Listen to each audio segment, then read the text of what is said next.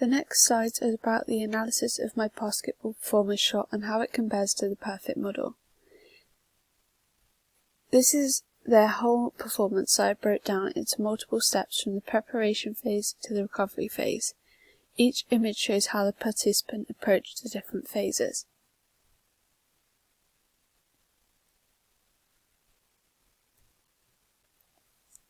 Preparation phase analysis. The first analysis that I have made of my players' preparation phase is that they have received the ball and their feet are both firmly on the floor.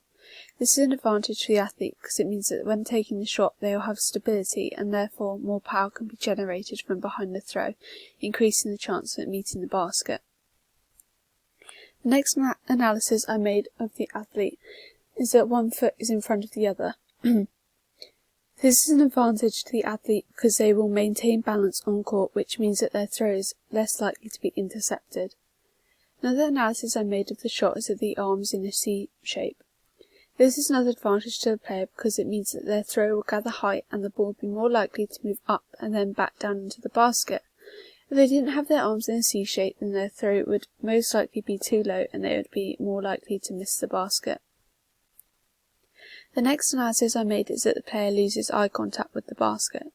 I have colour-coded this analysis orange because it won't always affect their shot.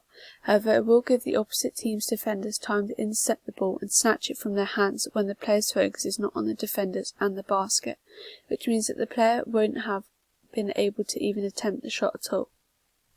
The last analysis that I made of the preparation phase is that both hands are placed on the ball. This is a disadvantage to the player and doesn't match the perfect model.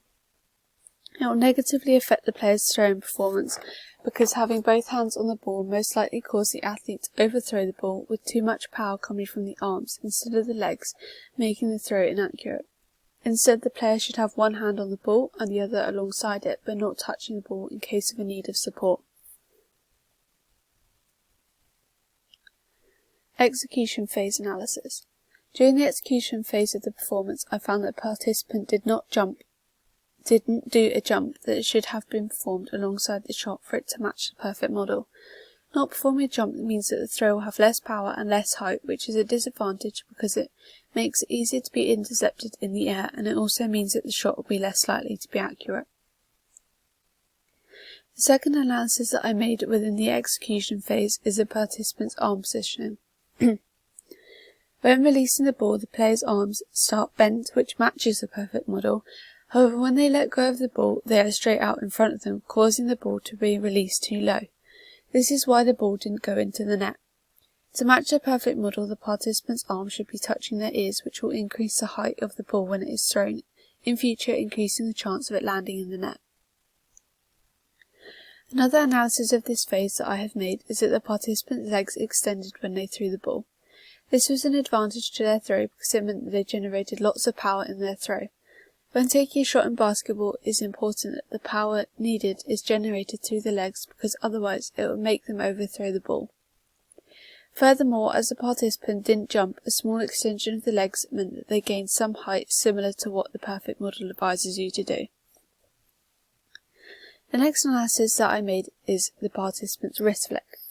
I have graded this as amber because from the images I can see that they did perform a wrist flick, however it was not the correct positioning.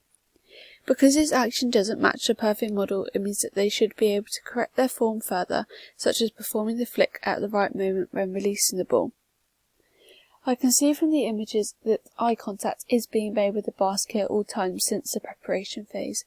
This is important as they will be able to visualise their shot going into the net, which can sometimes help to increase the chances of the ball going into the basket. Recovery phase analysis. In the recovery phase, I analysed two main errors which are linked to the participant not performing a jump with their shot. The recovery phase is about how you move on from the jump in the execution phase to continue gameplay. However, from the images I can see that my participant hasn't got both their feet planted on the floor. This is a disadvantage to their next move because it means that they cannot perform a quick pivot to either grab the rebound if they miss the shot